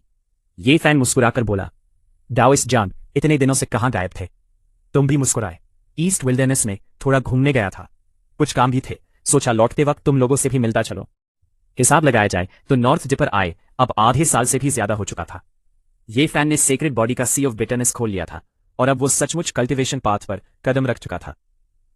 विशाल यूनिवर्स में तुम तीनों अब असली मायने में होम टाउन फ्रेंड्स थे। पैंग बो ने हंसते हुए कहा, भाई तुम्हारी लाइफ तो मजे में है। कल्टिवेटर थे, नॉर्थ डिपर आए तो और भी फ्री हो गए, लेकिन हमारी हालत देखो। उसने लंबी सांस छोड़ी। लिंक्शु केव हेवन में उसकी और ये फैन की स्थिति बिल्कुल आसान नहीं थी। तुमने सहजता से पूछा, जरूरत हो तो मैं हेल्प कर सकता हूं, मेरे लिए यह कोई बड़ी बात नहीं है। लेकिन ये फैन ने तुरंत सिर हिला दिया, छोटी सी परेशानी के लिए मैं तुम्हें परेशान नहीं करना चाहता। कल्टिवेशन की राह आखिर खुद ही चलनी पड़ती है। उसकी बात सुनकर तुमने मुस्कुराते हुए सिर हिलाया। सच भी यही था। अगर शुरुआत से ही हर मुश्किल कोई और हल कर दे तो कल्टिवेशन का असली मतलब ही खत्म हो जाता है। तभी पैंग बो ने माहौल हल्का करते हुए कहा, इतनी सीरियस बातें बहुत हो गई, आज ड्रिंक पार्टी करते हैं। उसने तुरंत एक इमॉर्टल क्रेन का शिकार किया और उसे आग पर रोस्ट करने लगा। तुमने स्टोरेज रिंग से जैंग फैमिली की 2 दुर्लभ वाइन जार्स निकाली। जैसे ही ढक्कन खुला, पूरे इलाके में सुगंध फैल गई। यह साधारण शराब नहीं थी, इसमें ऐसी स्पिरिचुअल पावर थी जो कल्टिवेटर्स की स्ट्रेंथ बढ़ा सकती थी। ये फैन और पैंग बो ने सिर्फ उसकी खुशबू सूंघी और उनके शरीर में ब्लड एनर्जी उबलने लगी। तुमने हंसकर कहा, यह जैंग फैमिली की फाइनेस्ट स्पिरिचुअल वाइन है, व्हील सी रैन के लिए बिल्कुल परफेक्ट, जितना चाहो पी सकते हो। दोनों ने एक दूसरे की ओर देखा और अनजाने में लार निगल ली, खासकर ये फैन के लिए जिसकी सीक्रेट बॉडी को सामान्य लोगों से कई गुना ज्यादा रिसोर्सेज चाहिए थे। पैंग बो जोर से हंसा, जाक जाक, तो फिर आज हमारी लॉटरी लग गई। उसने एक बड़ा कप भरा और एक ही सांस में पी गया। शराब पेट में जाते ही उसका चेहरा लाल पड़ गया और स्पिरिचुअल एनर्जी पूरे शरीर में दौड़ने लगी। तुमने हंसते हुए कहा, आराम से पियो। सीक्रेट बॉडी की शुरुआती कल्टिवेशन का सबसे बड़ा रूल यही है, जितने ज्यादा रिसोर्सेज उतनी तेज ग्रोथ। ये फैन ने भी एक घूंट लिया। जब उसे यकीन हो गया कि वाइन सिर्फ सी ऑफ बिटरनेस को एक्सपैंड कर रही है और कोई साइड इफेक्ट नहीं है, तब उसने भी खुलकर पीना शुरू कर दिया। थोड़ी देर बाद पैंग बो ने पूरी मेडिसिन पावर रिफाइन कर ली। फिर तीनों रोस्ट क्रेन खाते हुए वाइन पीते रहे और अर्थ की पुरानी यादों से लेकर नॉर्थ डिपर की नई जिंदगी तक हर टॉपिक पर लंबी बातें होती रही।